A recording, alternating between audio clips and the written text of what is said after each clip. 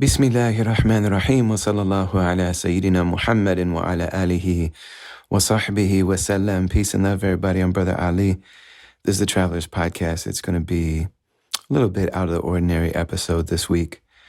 You know, a couple months ago during Ramadan, I did a full series of just really sitting down and sharing what I was going through during the month of Ramadan. And then we went all the way through Eid with that one.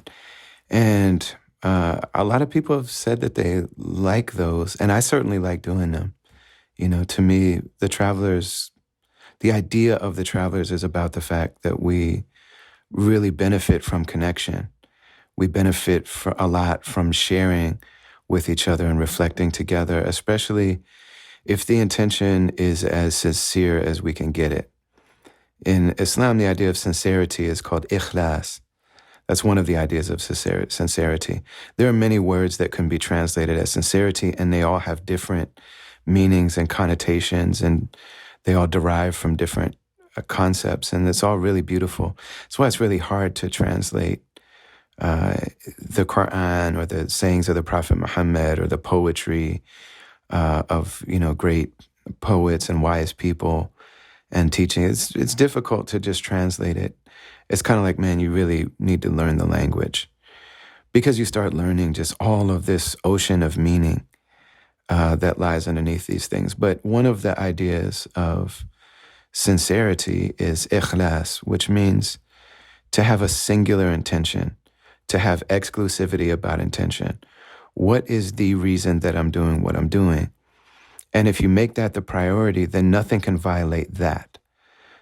So that's one of the things that we really seek. And that's a process of becoming like that. And it's a never-ending process, maybe, that it goes on for our whole lives, that we're always looking for something whether it's in us or in the situation, that is compromising the intention by diluting it or polluting it or diverting it. And so we're first and foremost always looking at our own ego. In what ways is my ego trying to make this about me rather than what the intention is? And we should be very clear always. We're really encouraged to be really clear about everything that we do, because these things have consequences. And so with all things, we always start with, what's my intention for doing what I'm doing? And so, inshallah, the intention with communicating with each other and reflecting together is to be sincere and to learn as much as we can. So, also, it's Eid. When I'm recording this, it's Eid for the Muslims again. Last Eid was, the word is actually Eid, which means a reoccurring joy, like a joy that comes around, that's like a cycle, like it comes around again. It's a visitor that comes to visit periodically. And there's two of them in Islam. There are other important days, but these are the two like official holidays in Islam. One of them is at the end of Ramadan, and the other one is during the time of Hajj, the pilgrimage to Mecca. So people go to Mecca all year round, and that is a pilgrimage, and I've been blessed to do that a couple times. Just recently, I did that with my family, and it's really, really beautiful. But if you go at any time, it's considered an umrah, which is a minor pilgrimage. It's not the full pilgrimage. The full pilgrimage is called Hajj, and there's more ceremonies and rites and things like that, and it takes longer. But one of the other main things about it is that that's the time when everyone who is making intention for Hajj that year, that's the time that millions of people from literally every corner of the globe are in Mecca. You meet people from all over the place, people you would never expect, And when I was on Hajj, I saw somebody that looked just like Merce. And I was like, man, that is, I really thought it was Merce. Like all the way up until I was like standing eye to eye with this person. And I still was looking at him like, oh, this isn't Merce. Merce is Christian, you know what I mean? But I was just convinced that it was Merce. It was really deep. But so today is the Eid of the sacrifice, the Eid that is at the time. Anybody who's not on Hajj, the culmination of the Hajj is the standing on the day of Arafat and standing on the plain of Arafat. And they say that that is it's like a preview for the day of standing.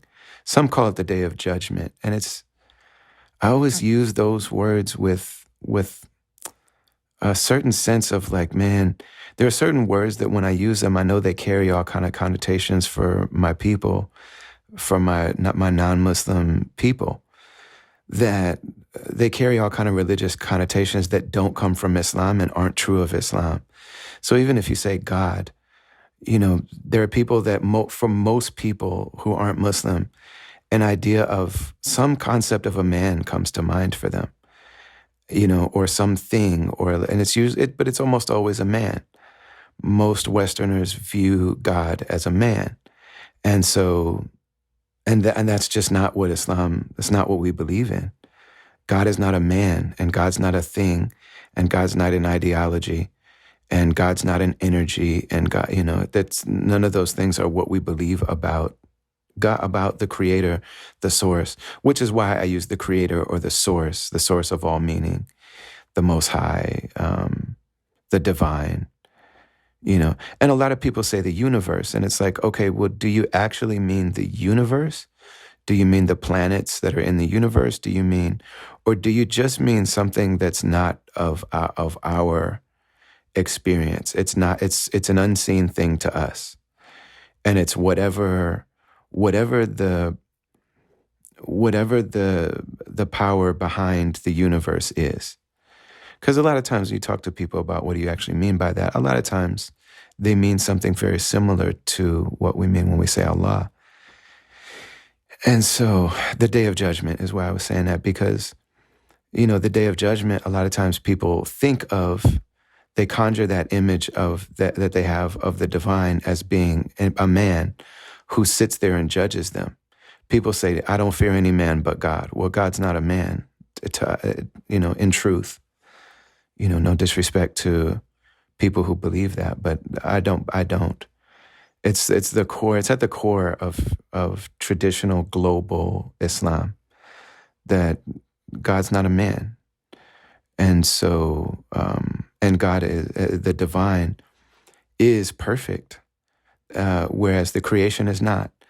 The necessary being. Allah is the necessary that brings all of the possible things into being, all creative things. So all things that are created have a beginning and end. And in between that beginning and end, they change and they develop and they evolve and maybe they devolve and maybe they decay. But Allah is the one who exists by right, who is. And all of the things that ever existed in the created world, because of the fact that they had a beginning date, something had to have brought them into being. A thing can't bring itself into being. Something else has to be responsible for its origin, for originating it. And so, in that understanding, Allah is the one who does not have a beginning and is not evolving. So this idea that we're evolving into gods. No, that's not what the global tradition of Islam has ever said. That we all, part of our design is that we make mistakes, And so there are sometimes that people will ask us to, and give us the benefit and the joy of accompanying them when they're becoming Muslim. And then it's almost like they keep confessing that they make mistakes or that they do things we're not supposed to do, or that they're not able to do all the 5 prayers and they struggle to not, be harsh with their families or, and it's like, man, it still takes us time to develop, to understand that this is what we believe a human being to be. A human being is someone who has the potential to be completely beautiful. And that's what the prophets are. The prophets are the people that show us what our ultimate potential is. And there have been people in history like that, but every other person is struggling to get to that potential. And that potential is not God, though. that potential is the fully fleshed out reality of what the human being is. So we say Day of Judgment is tough because a lot of people will conjure the image of a man judging them. You know what I'm saying? And so when people talk about that concept, it's like, well, who is this man to judge me? And there is judgment, and there is a time when, it's just really all of the ability to BS just dies away. The physical material things and the ability to gaslight and to lie and to be deceptive, and even sometimes deception can be really subtle, but even subtle deceptions are just all gone. That's the time when it's all truth telling. And part of the truth that comes to light is all of the sneaky, petty, ugly things that we ever did, unless those things are forgiven. And we do believe that Allah created us with this nature that we had, that we're a soul, and our soul is given life by the breath of the divine. And so, so sometimes when people say, well, I respect the God in you, or I acknowledge, well, the God is what animates us, and we are in a way, the best of who we are is a reminder of the divine. But we in and of ourselves are not divine. But we're getting our existence from the divine, and we can be like the divine, but the divine isn't like us. And the difference is that all of our attributes are actually expressions of the divine's attributes.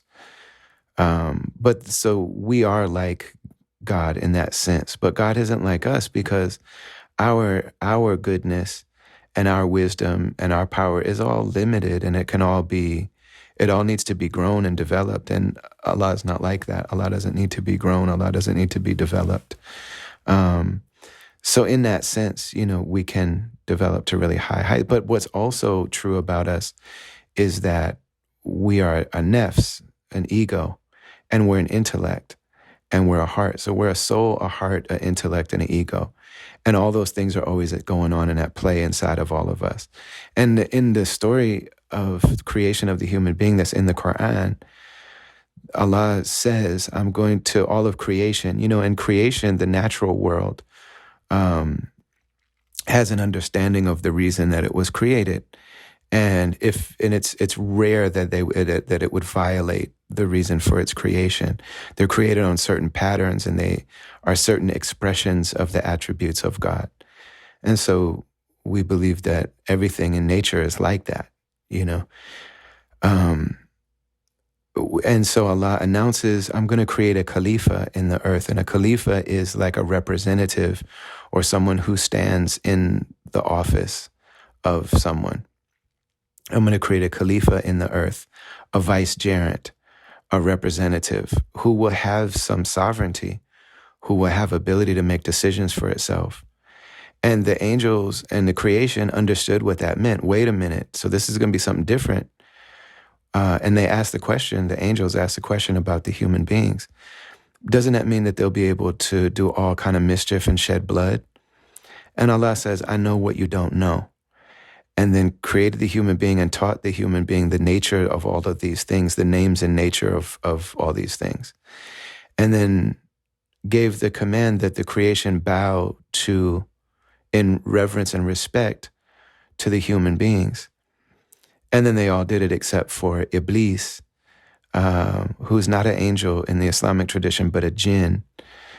And Iblis wouldn't bow to the human beings, because Iblis had worshipped Allah outwardly, had done all of the outward acts of worship, all the outward forms of worship, and did all of those things with, basically, he's the archetype for self-righteousness and for religious self-righteousness.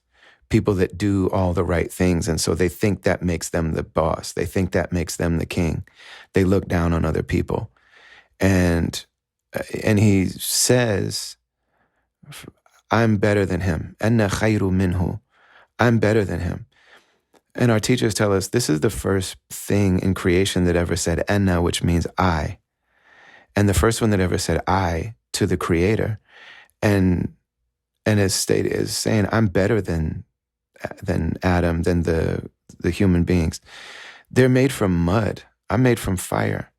And we believe that Shaitan, Iblis, becomes Shaitan, becomes Satan.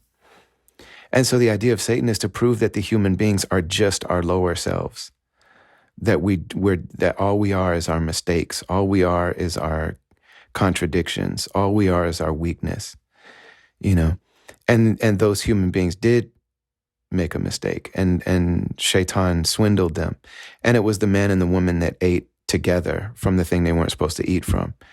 The Bible story says that the woman ate it first, and then the woman convinced the man. That's not in the Quran. And so you start feeling like, who added that and why? And I have suspicions about that, with all due love and respect to my Christian family and friends. That's just not in the Quran story.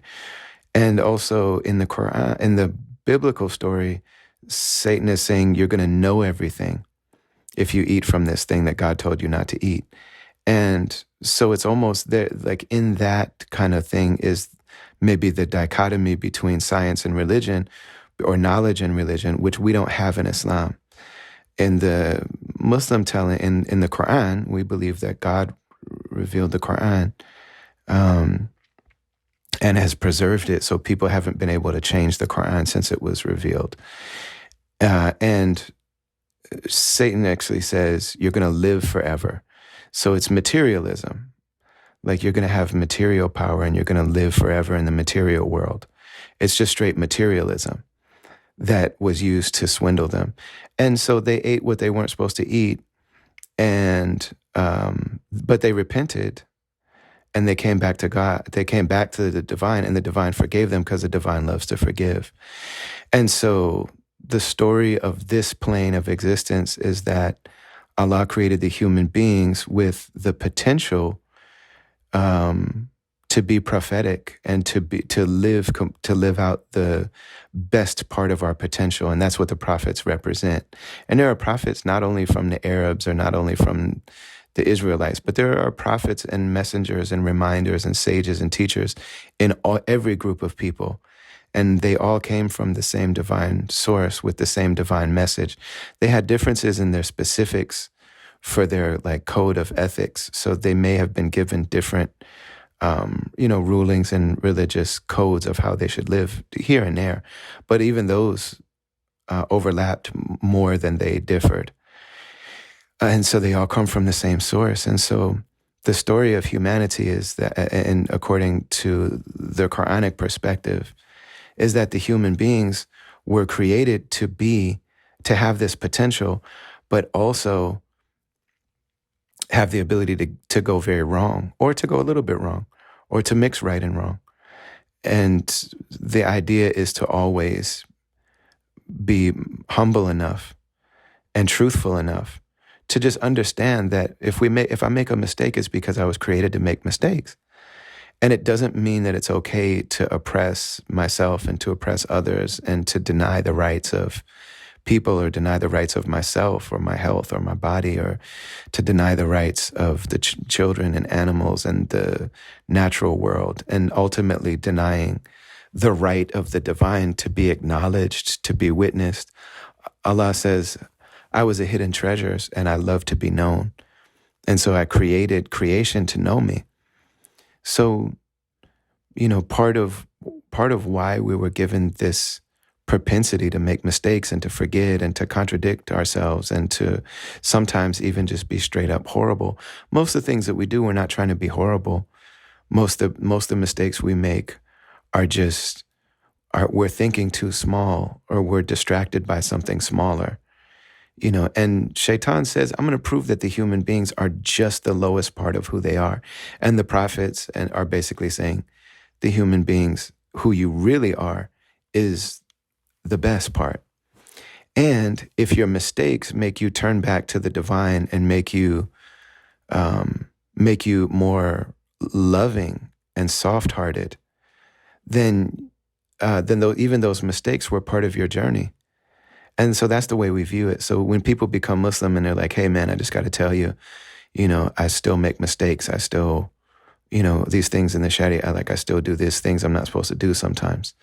And like a lot of times I don't do everything I'm supposed to do. I just can't, I forget, or I just get lazy, or, it's like, yeah, you don't actually have to say that, because we understand that we're all now, if we're reflecting together about how to grow on this path, then that's different.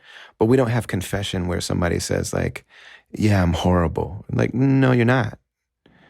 Um, that's part of what our design is. So when we say the Day of Judgment and this holiday of Eid, we're talking about what Allah describes is that, yes, all of the things that we did, especially to each other, that's when the real justice happens. And we hope that Allah forgives us, but even before Allah judges us and weighs out our deeds, a lot of things happen. And one of them is that if we oppress people, those people have the right to take their right from us, to take what's rightfully theirs on the Day of Judgment. And so we have to repair things with people. It's not enough to just repent to Allah. Like if we've harmed people, we have to try to repair it with those people if we think we can. Sometimes you can't, but you always have to try to do that. And that's the time when but also beautiful truths are also revealed at that time as well. All of the beautiful secrets that we've carried, all the beautiful things that we've done when nobody was looking, all the times that even, and a lot of those beautiful actions even happen inside of us, where someone wrongs us and we just know in our heart, it's like, man, you never know what people are going through. You know what I mean? I was traveling today and airline lost my luggage a couple days ago. I've had a rough few days traveling. It's all relative. You know what I'm saying? Because people who went from Somalia in the Civil War and fled to Kenya and lived in refugee camps and then, came to the UK or America or whatever. That's difficult travel. This is difficult travel for a rapper who has status on an airline and is used to getting everything they want. You know what I mean? But so yeah, a couple of days ago, airline lost my only bag, and it's a bit stressful because like there was stuff in there that I need to perform. I'm trying to not buy a lot of clothes. Like I used to buy a lot of clothes, and I thought it was part of my job as a rapper, but I don't want to do that anymore. So, I had a couple outfits that were like, these are things that I can feel good and look presentable on stage. There are also things that will make sense in Turkey, in Istanbul, where I live, because a lot of things that would make sense on stage here, if I wear that in Istanbul, I'm going to look like I'm just stunting on my neighbors, and it would actually be rude. And, I'm a religious person, so like if I walk in a mosque wearing some of this stuff, it's just not going to make sense. So I try to wear things that make sense in the different parts of my life. I bought 2 outfits, but, for me and where I'm at now, they're expensive, and, the shoes and the jackets and the whole thing. And so the airline lost my bag. And then I had a day of travel where my flight was delayed 8 hours, and I missed the whole thing I was going to the city to do. I get on a flight today, and alhamdulillah, I got bumped up to first class. I never pay for first class, but I do all my flying on the same airline, even back and forth to Turkey. So I have status on the airline, and I get bumped up. And it really helps, because if something goes wrong, which it often does in travel, they prioritize making it right for you. And for me, it's also extra true because I get bothered by security, and sometimes security, just because I'm a Muslim and I travel, and sometimes they'll hold me. I've been held in those situations for 7 hours. And if you miss your flight because of security, most airlines will be like, well, you should have came earlier. It's like, dude, I came 2 hours early. They held me for 4 hours. The airline that I fly on, I've been flying with them for so long, so much that they just rebook me. It's never a problem. So anyway, I got upgraded to first class, and this guy got on the plane, and he sat next to me, and he ordered a big alcoholic drink right when we got on. And I could tell he had been drinking. And the thing about Muslims is like our clothes, our bodies, and the place that we pray have to be completely clean of things that are spiritually dirty. So we can't have any, like when we go to the bathroom, none of it can be on us or our bodies or our clothes. So the Muslims usually sit down when they go to the bathroom and they use water. Almost always. We might just use paper or wipes or something. But there's this thing where like people are really into wet wipes now when they go number two, when they defecate, when they doo-doo. um, but for the Muslims, it's like that's better than dry paper. But we use water. And like there's bidets. All the Muslim countries have bidets built into the toilets, or sometimes it'll be like a hole in the ground with like a hose. But we're always using water. Like there can't be a drop. And it's one of the things that it's one of the things that like the people that do laundry for Muslims notice is like, man, these Muslims their underwear is completely clean. There's this famous story about a sheikh who went to a Chinese laundryman, like a person that does laundry, and this person ended up becoming a Muslim just based on how clean his underwear were. Because he's like, these people are amazing. How did your underwear this clean? Because it's a big deal to us, But also all types of other things that are considered unclean, and one of them is alcohol. So I usually, if I'm going to be in the audience, like normally there's clothes that I perform in. Those aren't the clothes I wear during the day, because if someone spills alcohol on them, I can't pray in them until I wash them. And so, and it happens, you know what I mean? Like if I'm doing meet and greets with people in a club, they spill alcohol. People who drink spill their alcohol. It's just, they have a hard time just keeping it to themselves. So I was on a plane and this guy, first he bumped his drink and it spilled on me. And then he fell, and then he passed out with almost a whole cup sitting there. And then he reached over and sure enough, he spilled the whole drink on both of us and both of our seats and all on my everything. And, and there's just, inside me, I'm like, man, I don't know what this guy is going through. Maybe he's on this flight because his mom just died. You know what I mean? Maybe this is his first time drinking. Like, I just don't know what people are going through, because I've been through crazy stuff. You know what I mean? Or maybe he's struggling with alcoholism the same way my dad did. So, these are all parts of, this is all part of the spiritual practice and the spiritual journey. And so, the prophetic voice is the one saying, man, who knows what type of beauty this person is about. Now, it's also true that I said to he knocked his drink over and then just went back to sleep. And so I got up and got the flight attendant. I was like, hey, the guy spilled his whole drink. I'm going to go in the bathroom and like try to clean myself up. Could you please help him clean up? And could you also please not serve him more? Because, you know what I mean? Like he literally can't handle his liquor, like not even like drinking it, but like he can't hold it in his hand. But yeah, then she was very apologetic and everything. And in those moments, I'm not going to say it's okay, because it's not okay to spill your drink all over people. But he kind of halfway woke up, and I could tell that he saw in his face like, oh, something went wrong between me and this guy. And I could tell he had this feeling or whatever. And I was like, hey, man, he's tried to say something. And I was like, I'm not mad at you, man. Because I'm not going to say it's okay. It's not okay. And I'm not going to say don't worry about it, because maybe he should worry about it. I don't know those things. But at the same time, like, I'm not mad at you, man. So what I'm talking about Eid. Tangent, man.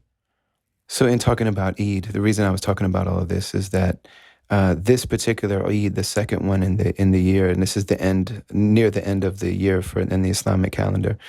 This is the day on Hajj where people are standing, the day after people are standing on the day of Arafat, the plain of Arafat, which is like a foreshadowing of the day of standing, the day of reckoning, the day of truth, the day of judgment.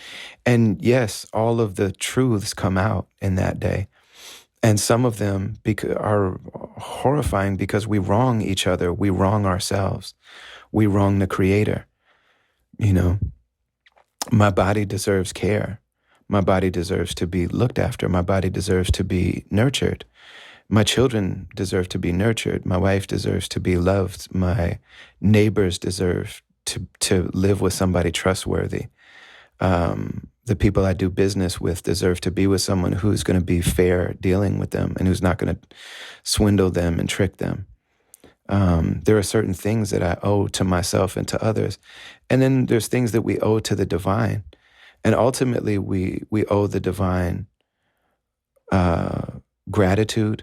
We owe the divine honesty, sincerity. We owe the divine, to glorify and to praise and to thank. In Islam, the opposite, when we talk about if somebody's a believer or a disbeliever, the idea of disbelief in Islam and in Arabic is kufr. And the person that does that is called a kafir. And the people that do that are called kufar, kafirun. And it means to cover. It means to deny. And its opposite isn't mu'min, which is believer. The opposite of kufr, the opposite of disbelief is shukr, which is gratitude. This is one of the ways you know about the truths that are being communicated in a language. What's its opposite? So the opposite of disbelief is gratitude. So a person who lives without any gratitude for the unseen, or if people say the universe or something, but like, am I grateful? Am I grateful to be alive? Am I grateful for, beautiful sunsets? And am I even grateful? If we get to the place where we're grateful for our tests and our trials, now you're dealing with a type of sainthood. You're dealing with a type of being a real seeker, a real knower. The point where, we can be patient with the things that come along that are difficult, and we experience real hurt, and so sometimes we're doing the right thing even though we're in pain. And that's patience. And that's a really high station. But some people are actually grateful for their pain. Not that they would ever fetishize it or seek to be in pain. That's a totally different thing. That's a different thing. And there are people that fetishize pain and seek out pain because they're like, well, I want to be more wise, and so I want to seek out pain. No. That's not wisdom. Pain will come as part of life. You know what I mean? When the source has given us good, we be grateful. When the source has given us a challenge, now that's the time to see, all right, how do I sit with this? There's nothing wrong with acknowledging the pain of it, acknowledging the sadness of it, acknowledging the dis-ease of it, but can I do the right thing anyway? Can I say the right thing anyway? Can I be loving to myself and to my family and to my neighbors? And can I be good to people even though I'm suffering? Because that's a really good sign. But then also, can I immediately know that, there's good always comes out of these things? You know what I mean? That like Allah has the right to do with us whatever Allah wants to do. And anything Allah is doing is going to be good and ultimately. And so it doesn't mean that I don't fight oppression. It doesn't mean that I like things, that I like for people to be wronged or even for me to be wronged. But I also know that when really hard things happen, well, that's a higher level. That's a really amazing level to be at, And a lot of times our elders are like that. And a lot of times there are even young people that are that way. You see these beautiful, children. If you ever like visit kids with leukemia or something, sometimes they're just so beautiful. Their souls are just so beautiful. And it's like, I don't want leukemia and I don't want my kids to have leukemia. And I don't even want you to have leukemia. But there's no denying that this thing is revealing about this soul. They might be 7 years old, but like their soul is so beautiful. And like, I want that kind of soul. I want to be like that. Doesn't mean I want the leukemia, but we also realize that like oftentimes these are the things that reveal the beauty in people. And especially if you know that there's something after this existence. I saw Neil deGrasse Tyson and saying, well, these religions say that God is all powerful and God is good. Well, then why do all these bad things happen? Well, if you believe that the material reality and our death is the end, then yeah, it's hard to understand. I get that. I understand that. But also, why is there so much beauty in so many people that are getting their butts kicked by life? Why is there so much beauty in, um, you know, survivors? Why is there so much beauty? Why is there so much forgiveness and love? I try not to talk about my wife too much, but my wife, it's hard because I'm really proud of her, and and she's my wife, so but she's chosen to not be a public person. But I mean, she lived through things that not everybody lives through, and she's just got no ill will towards anybody.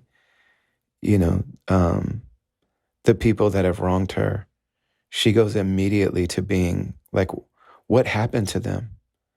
You know what I mean? And she goes immediately to like, she's grateful and she knows that she's been given a gift, that she's not a person who takes the horrible things that happen to her and takes it out on other people. And it's like, yes, even that, even if you don't automatically say, well, there's an afterlife. Okay, well, what happens when that person dies then? You know what I mean? What happens to Sojourner Truth and Helen Keller and what happens to these people that suffer in their lives and they're inspiringly beautiful. They're so beautiful in their soul and the things that they are able to communicate just by being them. That just goes away. That when they die, they just lost. You know what I mean? Martin Luther King's enemies shot him, and his dream isn't a reality yet. Is he a loser? Because in this life, you would say, did he win? Well, no, he's a winner because we all love him. So, okay, so that means that we're his afterlife. And is there an afterlife? Is it possible that our hearts aren't big enough to reward and recompense him for what he did, for what Sojourner Truth and Helen Keller and Harriet Tubman and all these great people? You know what I mean? Harriet Tubman did what she did. At the end, was she just victorious and there was like complete freedom and everything? No. Okay, so did she lose? No. Why? Well, because we all know she's great. But can my heart be enough of a paradise for her? Are we actually capable of that? Or is the only way for there to be justice that there's got to be an actual paradise for her where she is face to face with the divine? And the divine says, for the day of judgment for somebody like that, look at what you were, even in the face of all of this horror. So like those things to me are proof that, it's not just the material existence. And at the same time, the Muslims don't have this fight between the material knowledge, science, and spiritual truth. We don't have that dichotomy. We don't have that fight.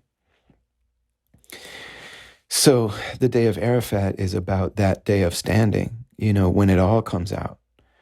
And Allah is never unjust with us, but we're unjust with ourselves. And that's what we're actually fearing. We fear the truth of what we've done.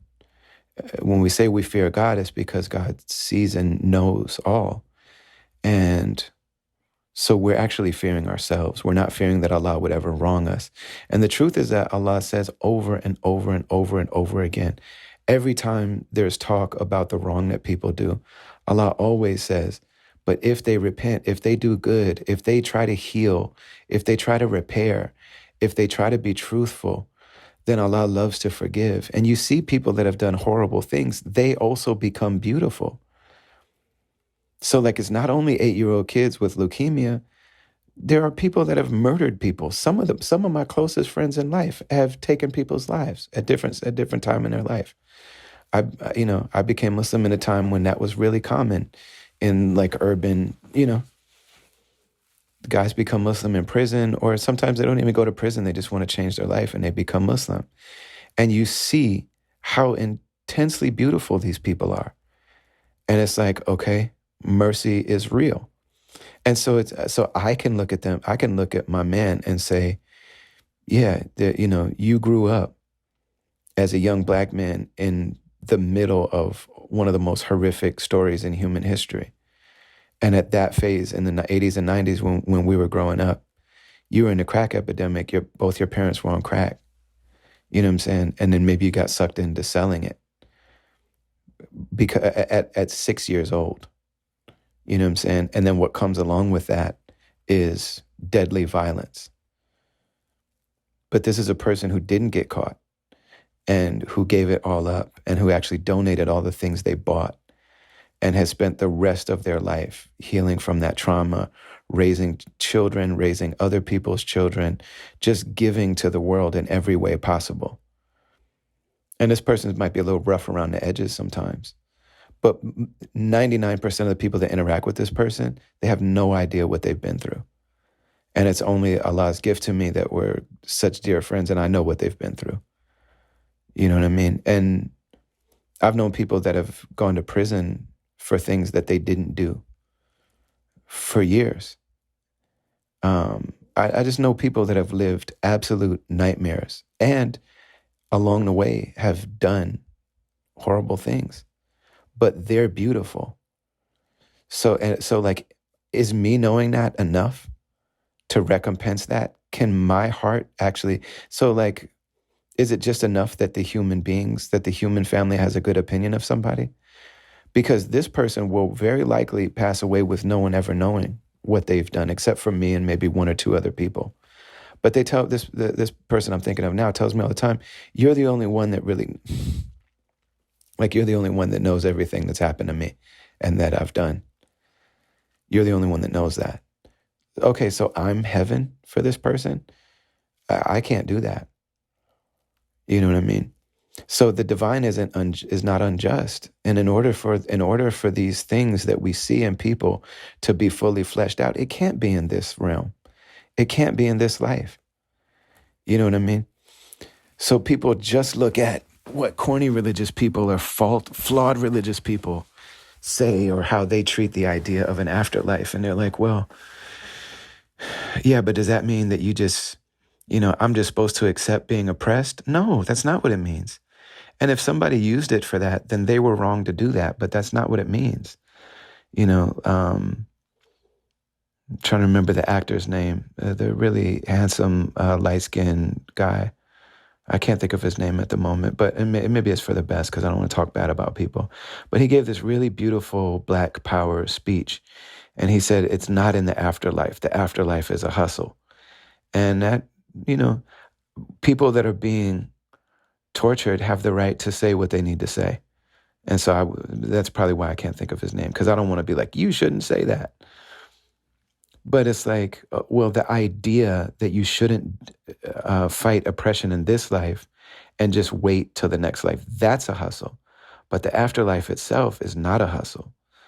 The afterlife itself is why somebody who's been given privilege in the world, in the material sense, will give it up if they have to, and will give their life if they have to.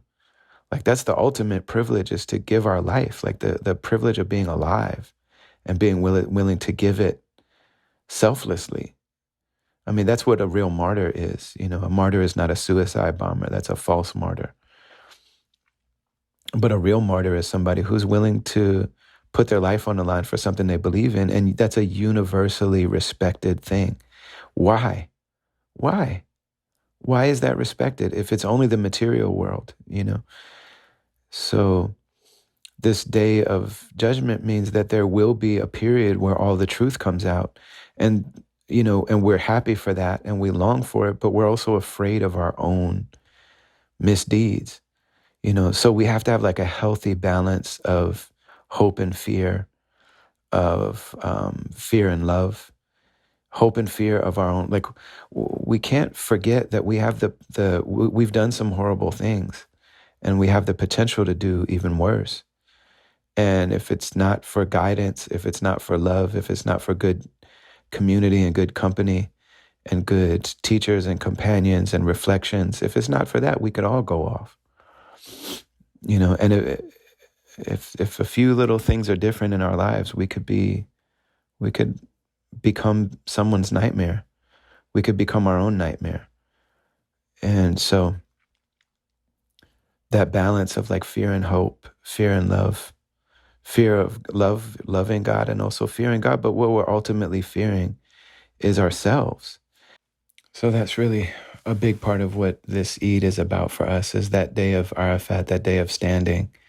And we stand together with the human family. The Muslims believe, where it's described in the Quran, that before we came into this realm, we were all, as the entirety of humanity was together, witnessing the divine, and we were together. And the question was asked, am I not your creator? Am I not your evolver? Am I not your caretaker? Am I not your Rab, which is sometimes translated as Lord? And that the human beings responded in unison, Bella, certainly, absolutely, Shahidna, we witness, is divine witnessing. And in that time, there weren't contradictions, there wasn't deception, there wasn't deprivation, there wasn't pettiness, there wasn't corniness, there wasn't phoniness, there wasn't gaslighting. It was just all beauty. And so when we come into this life and then we experience, like, this is the realm of life where there are all those ugly, petty things. And those are here to interact with our appetite for stuff, with our pettiness, and also with our soul. And so we've got that internal battle going on, which is what the real jihad is about. The battle on the inside to not be a tyrant. The battle on the inside to not be a narcissist, to not just do whatever I have the power to do, even if it harms me and wrongs others. That I will do what's right. And that's an ongoing struggle, and it's an ongoing challenge. So the prophets come to show us that it is possible, though. This is what it looks like to be righteous. This is what it looks like to be victorious. This is the potential that you have in you. Because if we have the example of the worst, and I'm not going to say people's names, but also people who they choose to say is the worst, is usually pretty biased. You know what I mean? There's certain people that the human family agrees are bad, but then there are others that are the worst of humanity to some people, and they might be heroes to other people. That seems to be the case, and that's an interesting thing about being human, is that sometimes, the worst oppressor to one person is a hero to somebody else. It's one of the things about statues. In America, there's a lot of statues and just stuff named after white people who enslaved African people.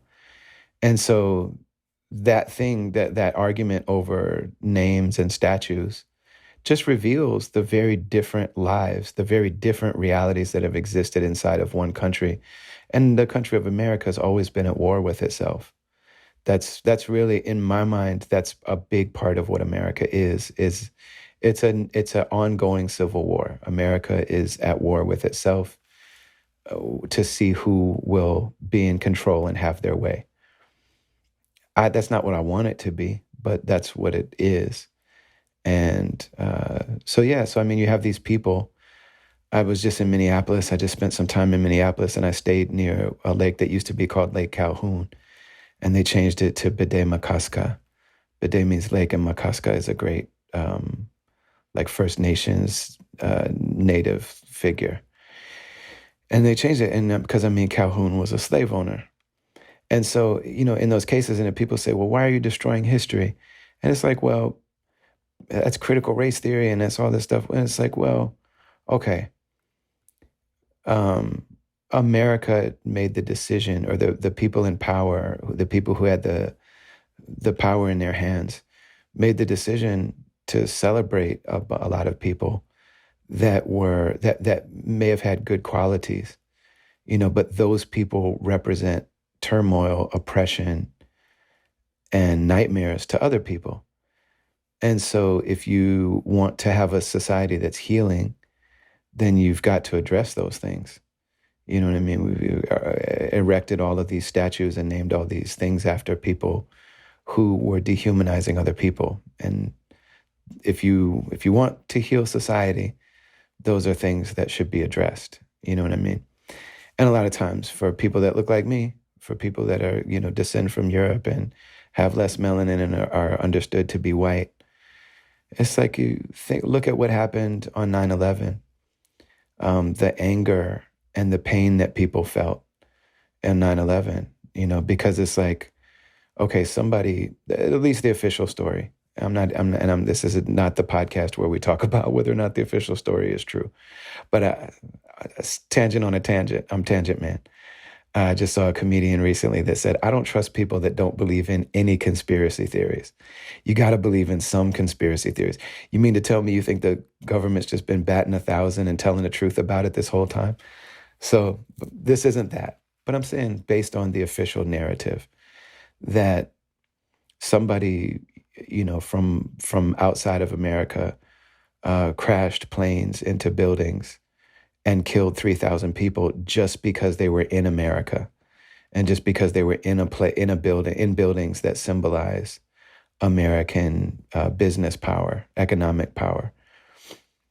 This like, well, okay, and the way that a lot of white people, not all, I mean, Sage Francis made Makeshift Patriot, so white people are not all the same. But the way that a lot of white people felt in that moment was, wait, so I could be killed no matter what I believe, just for being me and being in my country and indiscriminately. And you look at, my father-in-law, for example, has a tattoo on his arm. He's an Italian brother. And I mean, he married into a Black and Puerto Rican family. He raised my wife from the time she was a little girl. He's a beautiful man. And since then, his daughter and his son-in-law and his grandchildren are all Muslim. And when we get on the phone, he greets us, Assalamu alaikum. And when he sees Muslims, he's like, man, my family is Muslim. You know what I mean? But he's an Italian dude. He's got the towers tattooed on his arm and it says, never forget. And that was a big deal that like, how can I be killed just for being me? That's wrong, isn't it? And what was the response? America and the forces with them went to other countries that had nothing to do with even the official narrative and killed over 1 million people in Iraq and Afghanistan.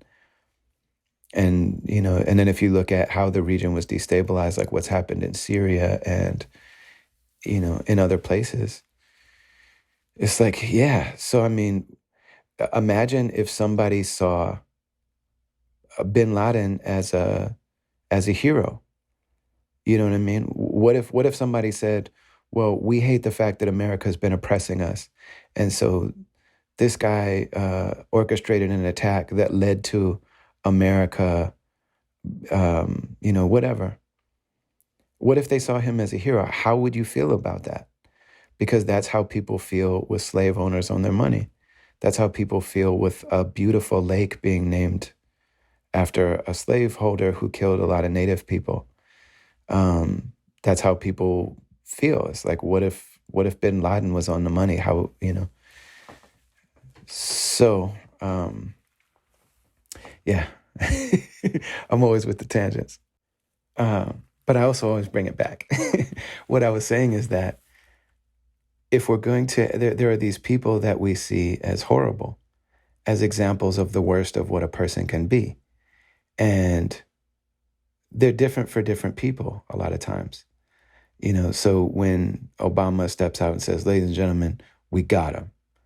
You know what I mean? They killed Osama bin Laden. And again, this is all according to the official narrative. It's all so strange and suspicious. You know what I mean? It's like the whole thing is so suspicious. But I'm just even talking about what the official narrative is. But the idea that like we tracked this person down and we killed him, and this is a national day of celebration, that there are, we have examples of people that we feel like this is the worst of what a human being can be. And they usually, a lot of times, they're different depending on who we are and what our interest in that situation is. But if we're going to have examples of who the worst is, there's got to be examples of who the best is. And that's what we understand about the prophets, And those prophets are here to show us that. And what Arafat and the Eid and the Hajj and really this whole tradition represents to us is just different aspects of that thing inside of us to say that, yes, we're a very mysterious creation. We're a very mysterious creation. Human beings are mysterious things. Just wrote a song called Mysterious Things that I hope you get to hear soon, because I'm so grateful that Allah gave me this song. But we are, and there's so much going on inside of all of us. And the spiritual path and Islam is really all of these opportunities to be present with that and to be intentional about that and to recognize that it's always a journey and it's a road that we're walking on at all times. So this is a special time for us, and I'm traveling, just to kind of shift gears a little bit, to just kind of share what's going on with me. I've been traveling in America for the past several weeks. I've got some events and things like that brought me to America. But I also got to spend some really beautiful time in Minneapolis, which was profoundly healing for me and really, really beautiful and really necessary. And just a very important stage in my own journey and in my own life. Minneapolis is a place where that's the place where I became me. I wasn't born there, but I moved around a lot when I was a kid, and I never had a place that was my home until we moved to North Minneapolis when I was 14, turning 15. That's where I became a Muslim, and not only became a Muslim, but became, a person in that community. And that's where I really developed as an artist and became a person in that community. And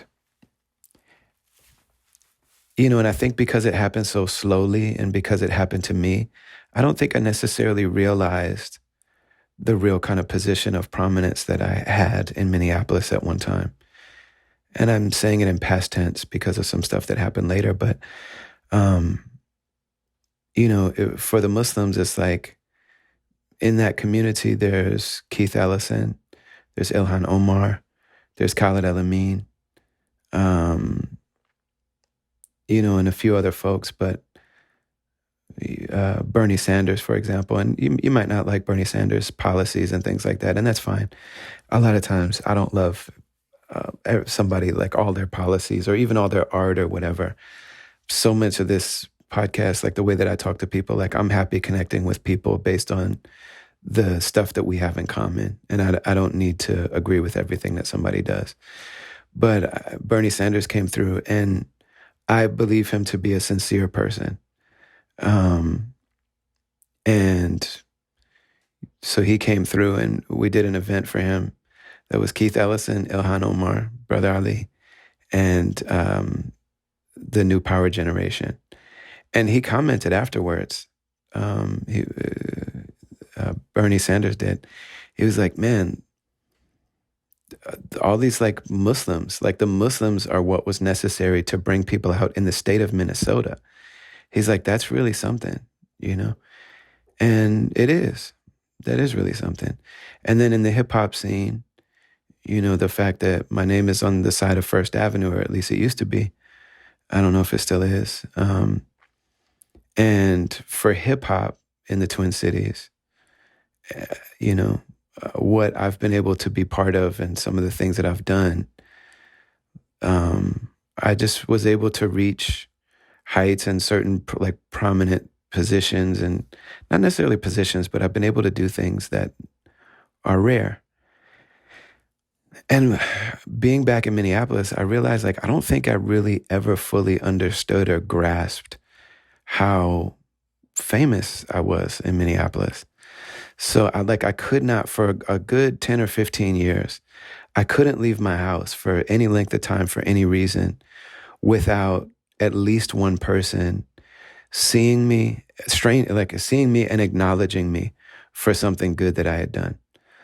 Either it would be somebody that was showing me the tattoo of their of my lyrics on them, or they're like standing there telling me about their, how some song touched their lives, and they're like trembling and crying, and or it's some person that feels good about something I've done in the Muslim community or something I did in the world of activism, organizing, or it's like some friend from some person I knew in high school or something. It's just like, yo, you made it, man. you know, or some elder saying, hey, I know who you are. Keep doing what you're doing. You know, literally every time I left my house. And sometimes wouldn't even leave my house. Like it was weird for me sometimes. Sometimes we would order food and I wouldn't want to go to the door to get it because the delivery person was almost always going to be like, hey, just want to say I really appreciate what you're doing. But like I was celebrated by people every time I left my house without realizing it. Again, because it happened so slowly and because I don't know, when it's happening to you, you don't necessarily realize how strange that is. And you also don't realize how it affects people around you as well. You know what I mean? Because I didn't do it to be famous. I didn't do any of these things to be famous. I have an ego just like everybody else. And one could argue that I have a very powerful ego.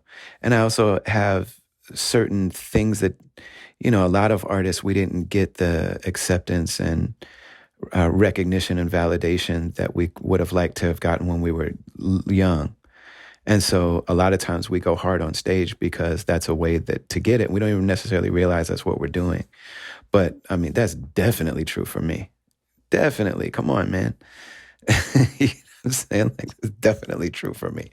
Like, I'm very happy to do something that's worthy of praise and then to suck up that admiration, especially in the earlier years. Like, I was very, very happy to do that. But, I don't always realize the way it's affecting people around me, like how it's affecting my kids, in all these varieties of different ways, or how my wife was kind of forced to be a public person against her will. Like she didn't really have the choice, like for a long time, wherever she went, and she's a therapist. And I mean, like sometimes her clients will be like, oh my God, how come you never told me you're married to Brother Ali? And she'd be like, because I'm your therapist. What does that matter? What does that have to do with the fact that, we're helping you sit with all this trauma or these patterns in your life or whatever, you know what I mean? And so, but I reached a point in my career where things were just financially and just the structure of my career was really hard. Like even as a successful artist, the last like 5 years before the pandemic were really challenging. They were really hard and I felt really defeated. I felt really kind of trapped in this scenario that I was in. I felt really powerless to do anything about it. And I was needing to travel and perform or speak almost every day. So I was away from my family all the time. I was in really bad physical shape. And I'm not saying this isn't anybody's fault. This is just what was. And, so I'm being like praised outwardly, but also it really was very, very challenging and really difficult.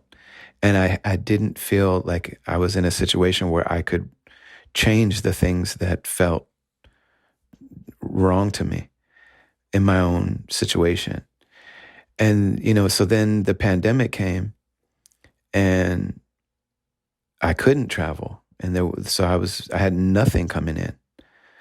And it was really expensive, and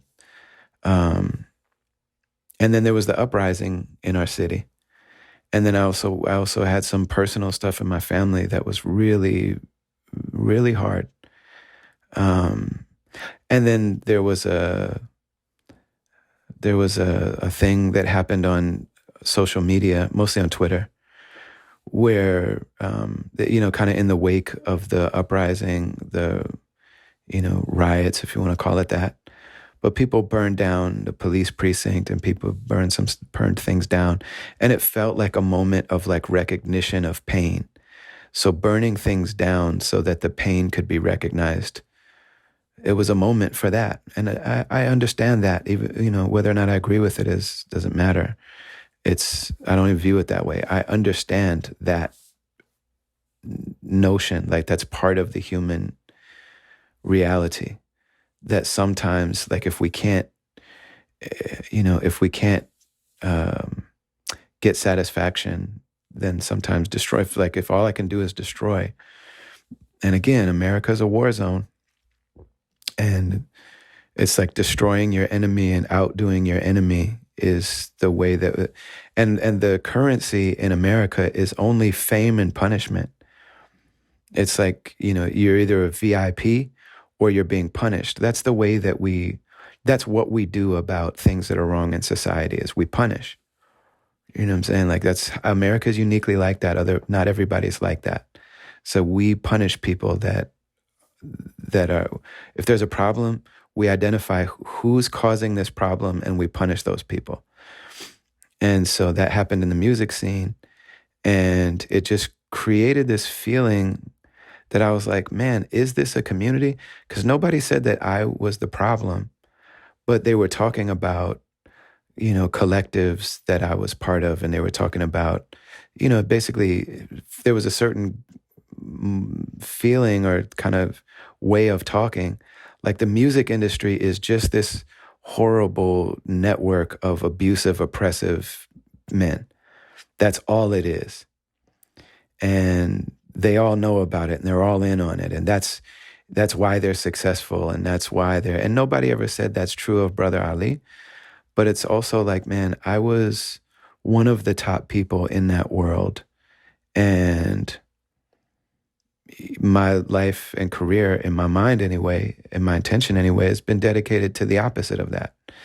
And so I just felt like, and I felt like, is this a community at all?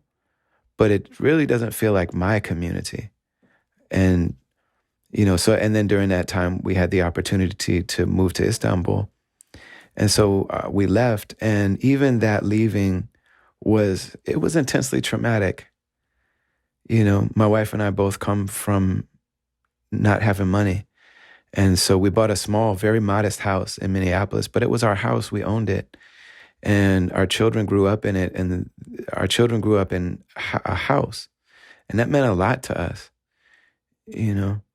My family grew up in all kind of situations. Sometimes we would be living in big houses in the suburbs, but after a year we'd have to move because we would get foreclosed or we just couldn't afford it anymore.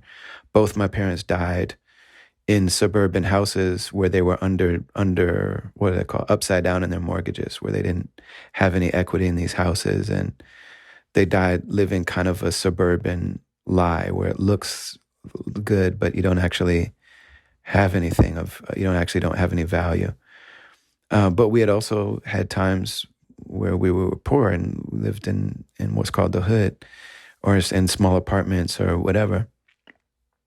And my wife's family was in the projects. And so that was our house, and our children grew up and always had food to eat, and their lights were never off, and the heat was always on, and there wasn't, there weren't roaches. And so for us, that meant a lot. And we left that house in kind of a hurry.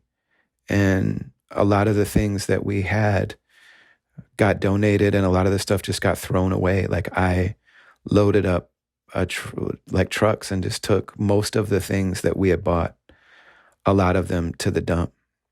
And I just watched all these things that I had built just kind of get thrown away.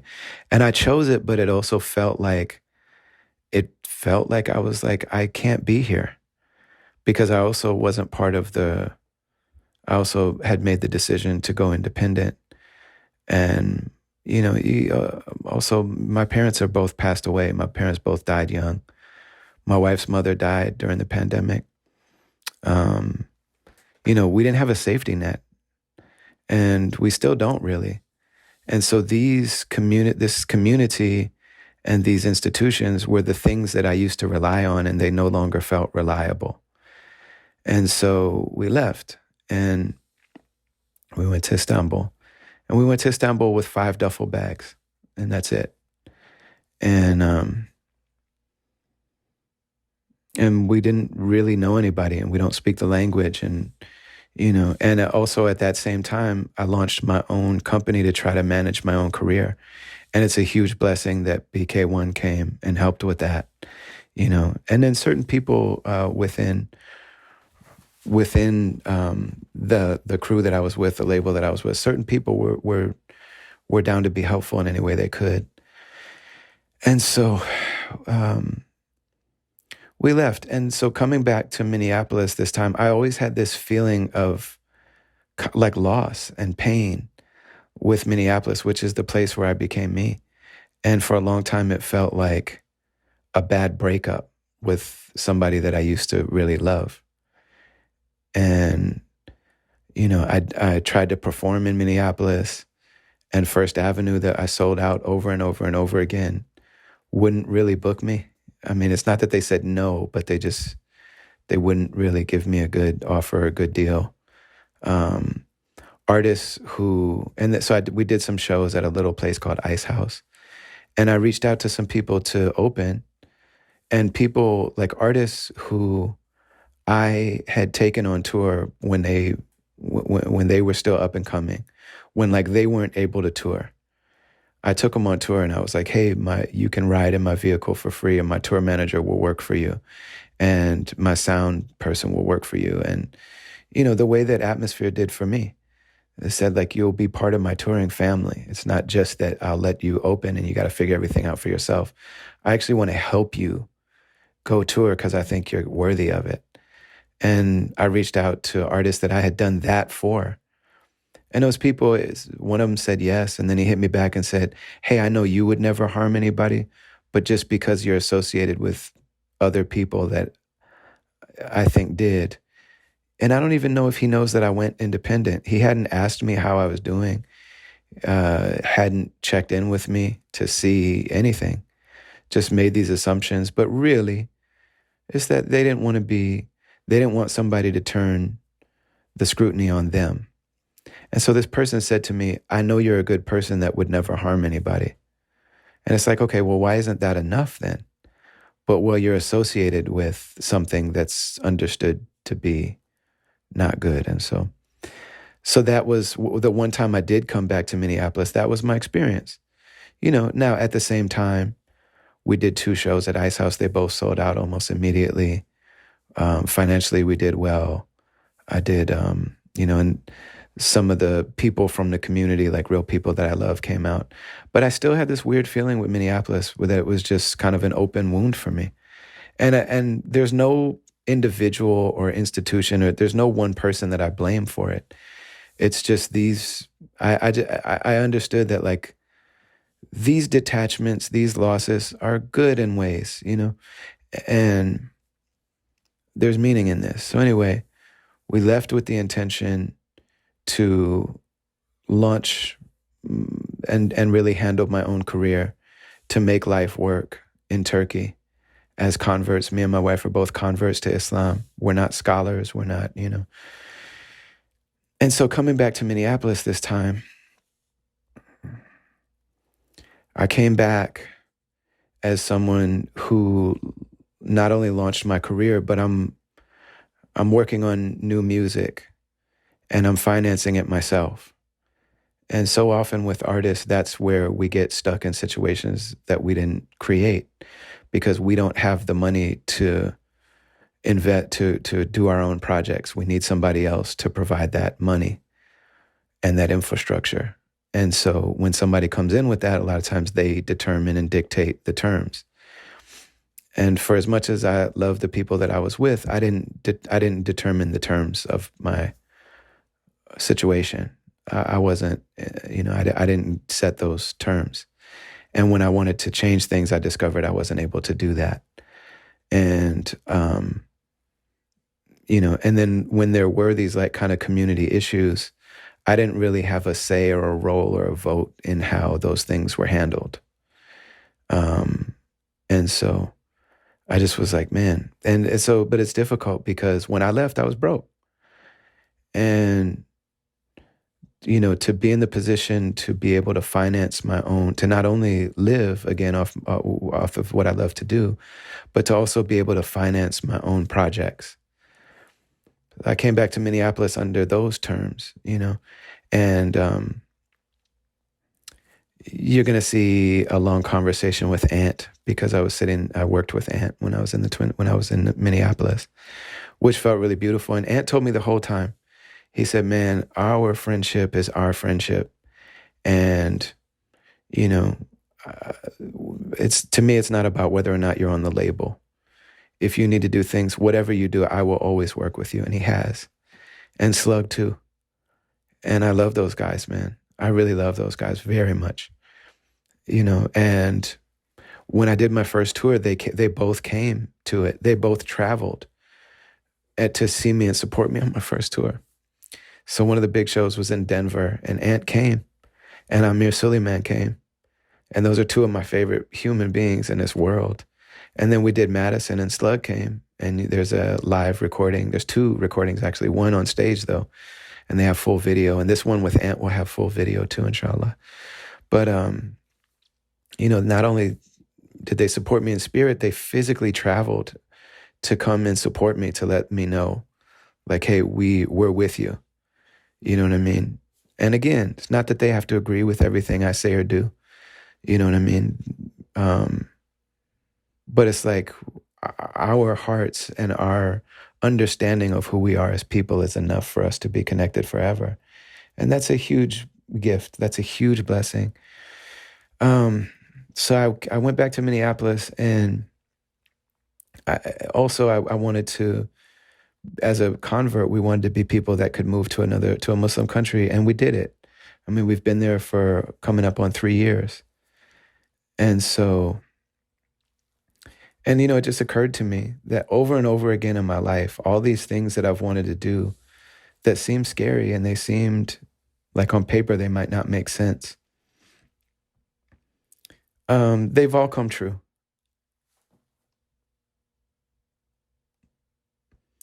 Everything I've ever asked Allah for has come to me, with no exceptions. And it makes me think maybe I wish I wanted more. You know what I mean? Because I've never asked to be rich, and I've never asked to be famous, but I've just asked to be able to do things that feel right to me, and to feel good about what I'm doing, and to pursue the things that matter to me. And everything I've asked Allah for has happened. And almost all of them are things that on paper seem ridiculous, and they've all happened. And I also spent a lot of time at Bede Makaska. I stayed close to there, and every day I went out and walked that lake. And it also made me realize that being in a place, you really have to be connected. It's really important. You don't really fully get the full benefit of a place unless you connect with what's special about that place. And I lived in Minneapolis for 30 years, and I never really connected with the nature in the city of Minneapolis for a few reasons. I don't like the cold. Like, I learned to live in it, you know what I mean? But it was springtime. That's part of it. I think that helped a lot. Like, I was there at the most beautiful time of year. But, being albino, the sun is rough for me. And I've always been profoundly overweight. And, that also is going really well.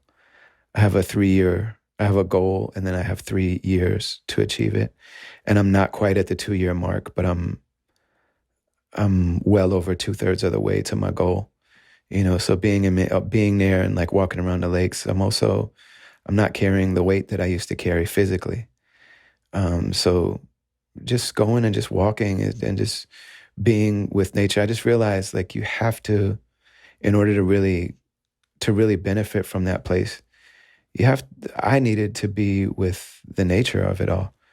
So I went almost every day except for 1 or 2, every day, and was just with the lake and with the people that are also at the lake.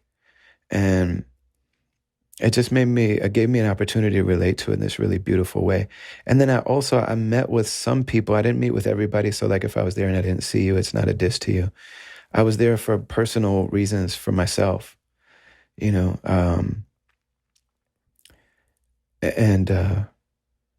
I did meet with a couple people though, and it just made me realize that even the people that I might have at one time wished they did something different, or there's a couple people that at one time I saw as really central in my life, and we're not necessarily communicating at the moment. I just became really okay with the fact that we're all going through so much. And I wrote this song, Mysterious Things. I can't wait to share it with you. It'll probably be a year. I'm sorry. It'll probably take a long time. Music takes a long time to come out. Maybe not. Who knows? But there's just that a human being is like, we have so many relationships going on at the same time. We're all relating first and foremost to the divine or to whatever we believe the source of meaning is. Like we're all relating to God. And it's a relationship that has highs and lows and peaks and valleys and complicate. I mean, some people are angry with God. Some people have a lot of shame in front of God.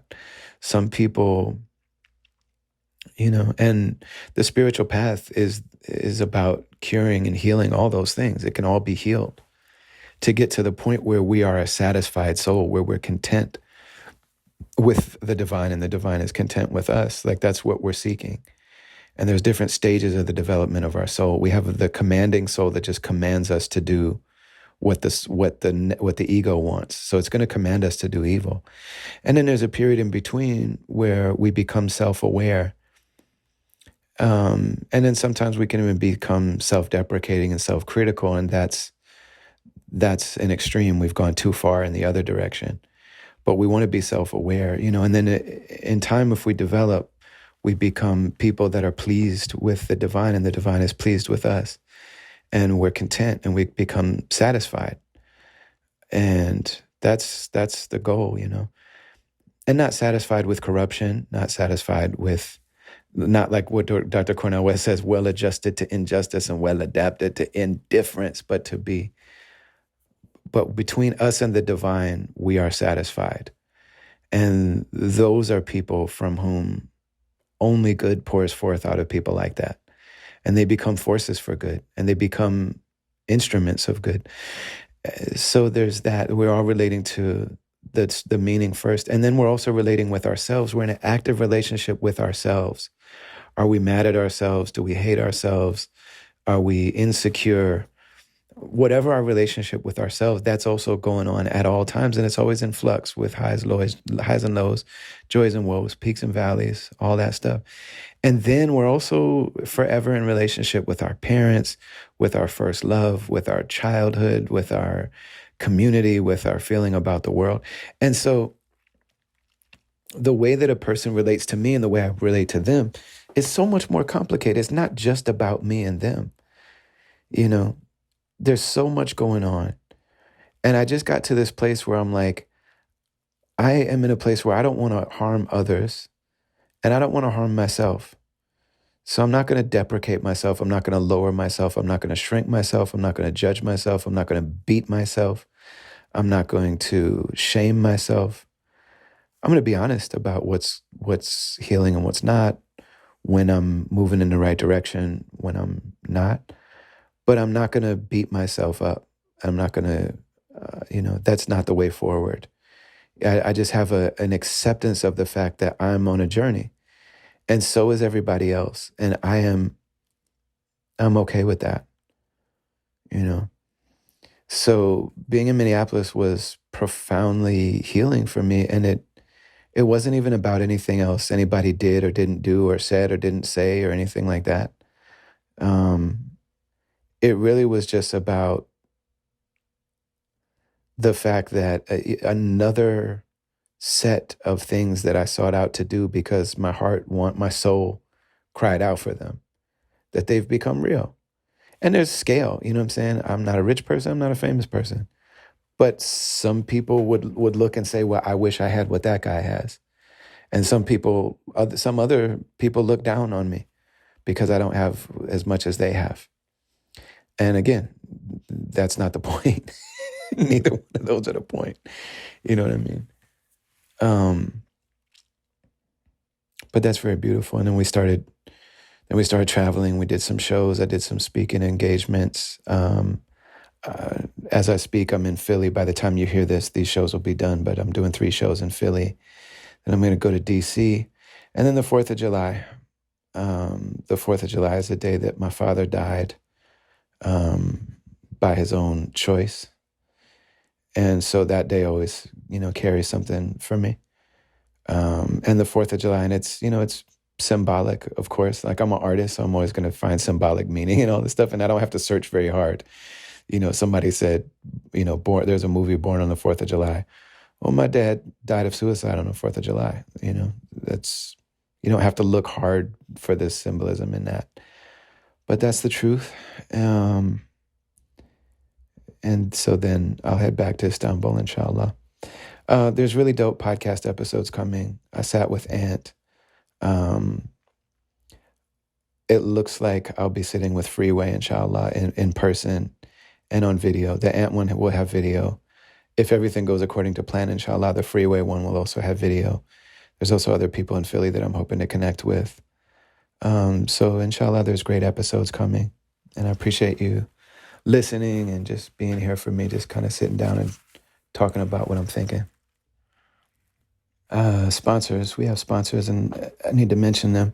The Zakat Foundation, Z-A-K-A-T Foundation, is really dope. Please support them. They're worthy of support. They've been supporting our podcast from the very beginning, and I feel really great about that. So zakat.org. Go there and check out what they do, and just give some money. Just give something. If this is cool to you and you like anything about this podcast, it's a lot of work, and we don't do corporate sponsorships. And so if we were to, the Zakat Foundation is really the ones that have been supporting this from the very beginning. So we're really grateful for that. Also BetterHelp, BetterHelp.com/travelers. Yeah, I always think about like why it's great for people to do therapy, and I'm not going to launch into a big thing about that because I've already shared a lot. But a lot of what you're hearing is the fact that I've benefited a lot from. Also, while I've been in Istanbul, I've finally done therapy, like therapy that's just for me, and I can't recommend it more highly. And I know a lot of people that just don't want to do it, and I don't know how to get it through to them that it's worth doing. Like, you owe yourself that, you owe your children that. A lot of times the people that would benefit the most from something are the people that want to do it the least. And I know that because that's true of me, getting on this pattern of like exercising, walking, giving myself the gift of eating things that make me feel good. It's just an orientation I didn't have. And I always felt like, I know I have to do that, but I'm not ready, or not right now, or that's going to suck. And you don't know, you're not ready till you're ready. But when you're ready, if you have trouble accessing therapy, BetterHelp is really good. BetterHelp.com/travelers. Then you get a discount, and then we also get a commission, and that you could help the show just by doing that. The other thing is to join the caravan on brotherali.com. Go to brotherali.com/join. For $5 a month, you can get down with the caravan, and there's all types of like exclusive and rare music and videos and speeches and podcast content and Ask Me Anything stuff. And it's like a lot of really dope stuff there that you're not going to find anywhere else. And $5 a month isn't much, but if everyone that benefits from this podcast would do that, we would be really free to be able to dedicate our time to this podcast and not have to worry about doing things that are going to get big numbers. So those are the 3 ways to support what we're doing here. Oh, also the top tier of the caravan, that's $100 a month. And there's a really dope group of people that do that. And a lot of them have come out to events recently. And so we've called this the summer of meetups, but like I've been physically meeting a lot of the people. Some of them I already knew. One of them, when I'm in DC, I'll actually be staying at his house because we knew each other before the caravan. But that's a really beautiful thing. There's people in there that really share life together. And so yeah, shout out to the people that have come out to kick it since I've been in America this time. The people from that top tier of the podcast, it's a very special bond that we have in a community that is there. It's really dope. So that's it. Inshallah, we'll see you next week. The podcast is produced by Brendan Kelly, BK1. It is a product. I don't like the word product, but it comes from our company, which is called Travelers Media. We love you. We'll see you next week, inshallah. Assalamu alaikum wa rahmatullahi wa barakatuh.